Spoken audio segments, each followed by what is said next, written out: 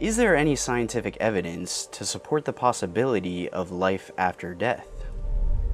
Mainstream science generally teaches us that the idea of an afterlife is nothing more than a fantasy. But in this video, I'm going to share 7 factual reasons or arguments why consciousness does indeed survive beyond the death of the physical body.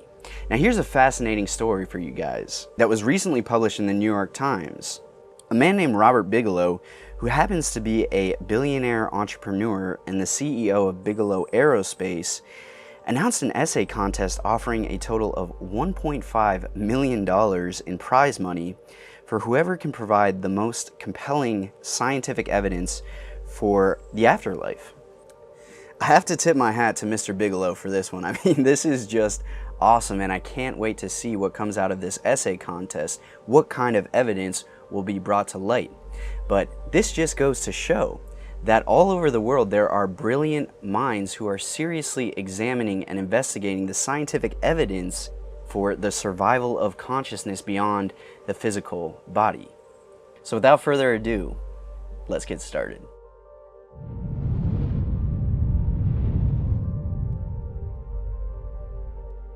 What's up, my friends? My name is Jonas, and today I'm coming to you from a windy Jamaica, where I've been living and working at a legal psychedelic retreat center as a guide or facilitator.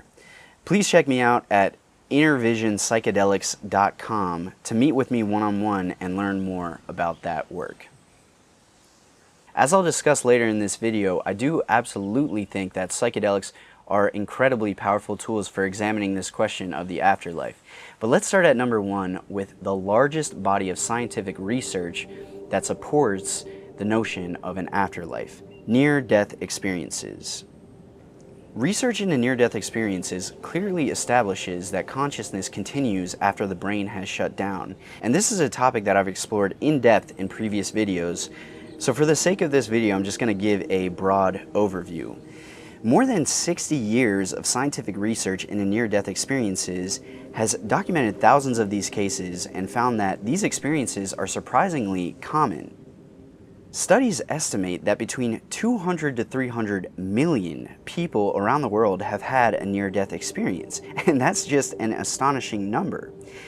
Even if just one of these cases had some deeper truth or reality to it, that alone would change our understanding of life and death forever.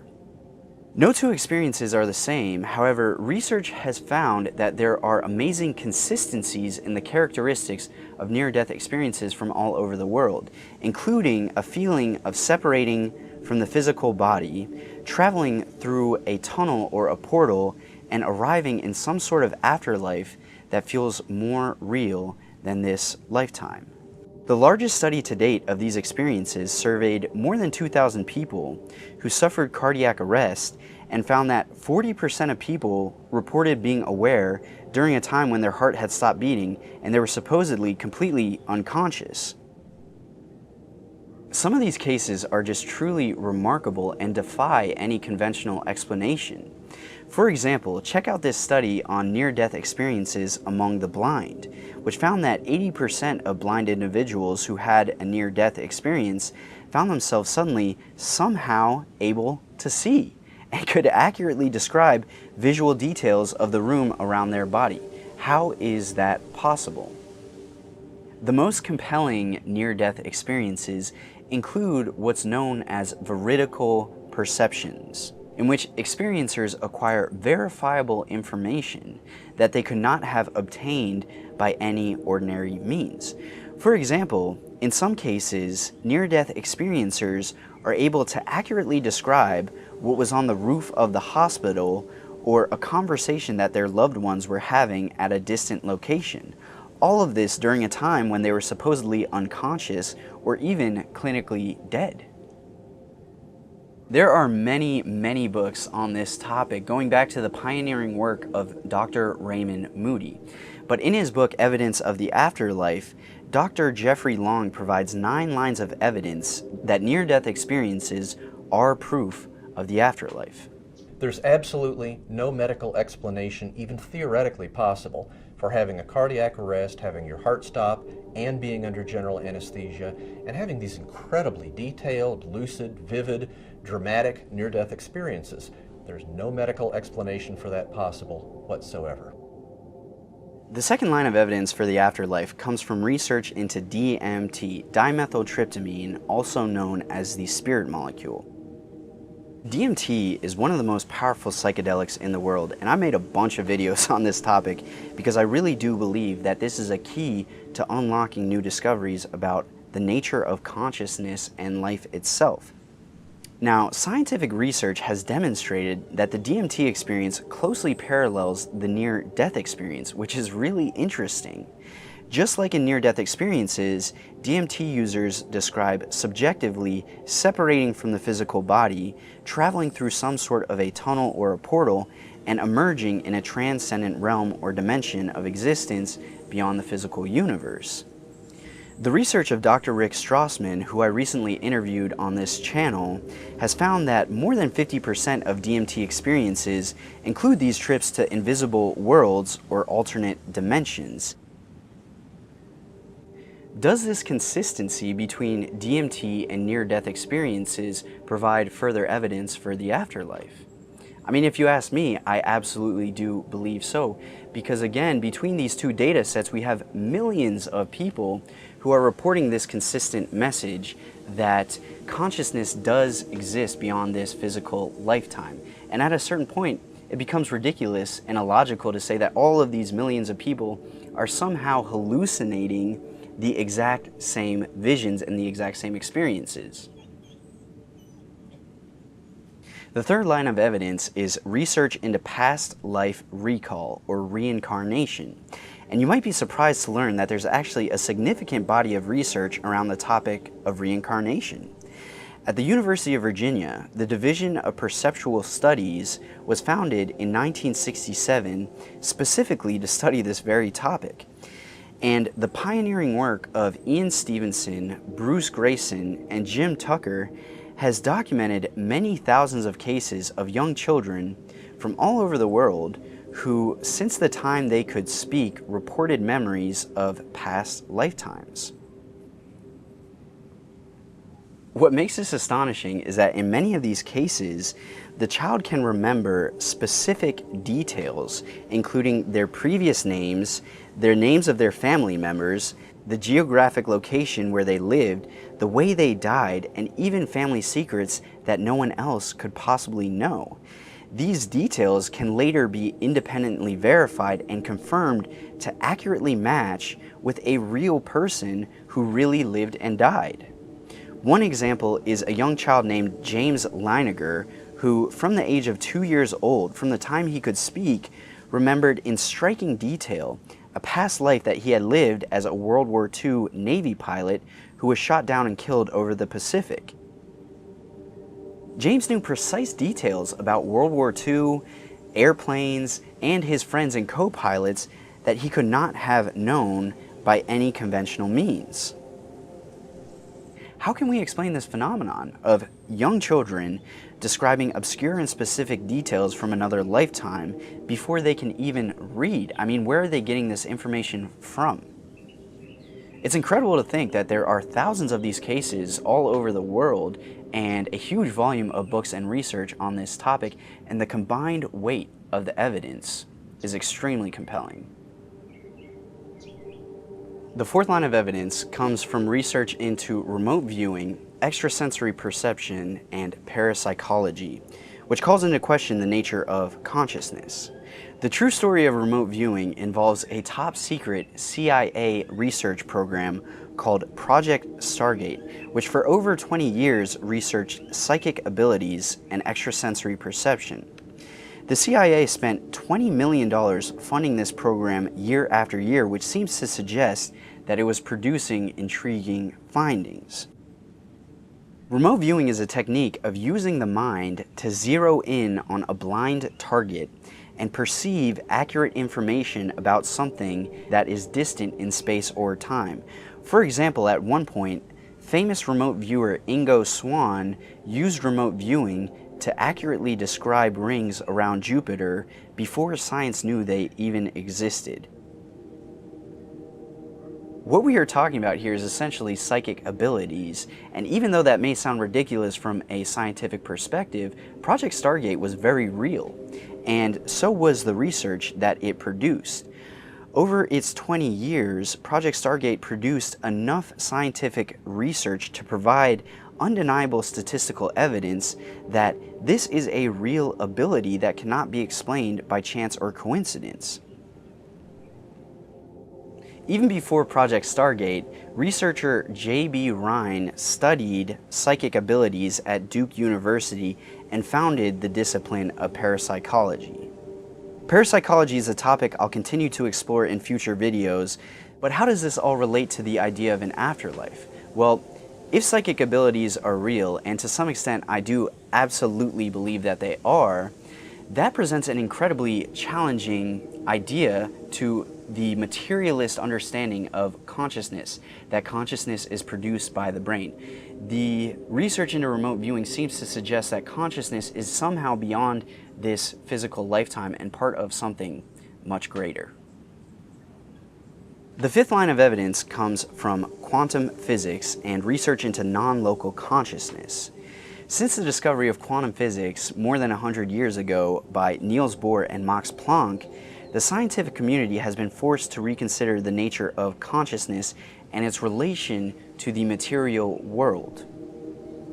The double slit experiment famously demonstrated that the simple act of conscious observation or measurement changes the outcome of a quantum experiment. This so-called observer effect seems to suggest that consciousness is fundamentally involved in creating the material universe that we see around us, and growing numbers of quantum physicists are supporting the idea that consciousness is not produced by the physical brain. It's actually fundamental to nature, just like space or time or energy or mass. Max Planck, the father of quantum mechanics, once stated, "I regard consciousness as fundamental. Everything that we talk about, everything that we regard as existing, postulates consciousness."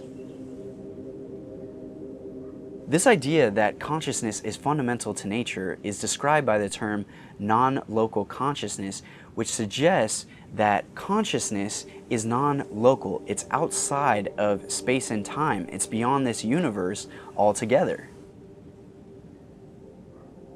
As more evidence accumulates in support of non-local consciousness, this is going to force the scientific community to reconsider all of its notions about consciousness, soul, spirit, and the afterlife.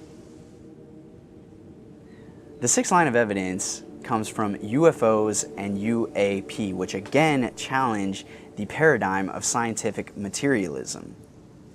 Just in the past few years, we've had multiple UFO videos released from the US government and multiple confirmations from the Department of Defense that these UFOs or UAPs are real and being actively studied. Now, this may sound counterintuitive, like what do extraterrestrial visitors have to do with the afterlife? But hear me out. I believe that there is extremely compelling evidence to suggest that whatever these strange sightings are, they are not simply explained as physical objects from other planets, but something far stranger, far more mysterious than anything we have even begun to understand. In fact, I believe that this UFO phenomenon is more likely interdimensional in nature. Meaning that whatever this phenomenon is, it doesn't just come from other planets, but from other planes of existence, other dimensions beyond this physical universe. Jacques Vallée's work in studying UFO encounters over the past few decades has made an incredibly convincing case that a deeper understanding of UFOs requires thinking beyond this extraterrestrial hypothesis, that these are all just visitors from other planets. Not only do UFOs defy gravity by some unknown means, UFOs seem to be somehow connected to consciousness. This is a great mystery, but in a number of UFO cases, people report such things as time dilation, where time seems to either slow down or speed up, telepathic messages. When people encounter these objects, they seem to get these telepathic messages. And not only that, but once again, there are strange parallels between UFO encounters and DMT experiences. Furthermore, I'll also mention that UFOs are connected to what's known as high strangeness, paranormal phenomenon, which is most famously documented at Skinwalker Ranch.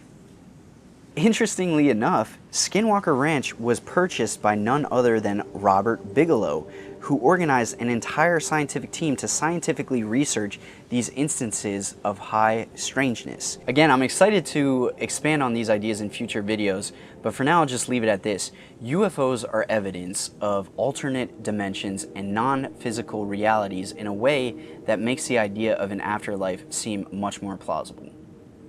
The last line of evidence for the afterlife comes from mysticism, shamanism, and the perennial philosophy. Now, mysticism and shamanism deserve independent consideration, but for the sake of this video, these both represent a direct encounter with spiritual realities, with some sort of a higher power. And what's interesting is that despite vast cultural and social and religious differences, mystics and shamans all over the world describe these spiritual realities in the same fundamental ways. As Meister Eckhart said, theologians may quarrel, but the mystics of the world speak the same language. All of the mystics, all of the awakened beings from Buddha to Jesus, they all share fundamentally the same message, that at the very core of our being, there is a spirit or an infinite eternal essence that continues on after this lifetime and is an expression of the highest divine reality. The famous author Aldous Huxley referred to this as the perennial philosophy, that the same core truths are found throughout all of the world's major religions and spiritual traditions.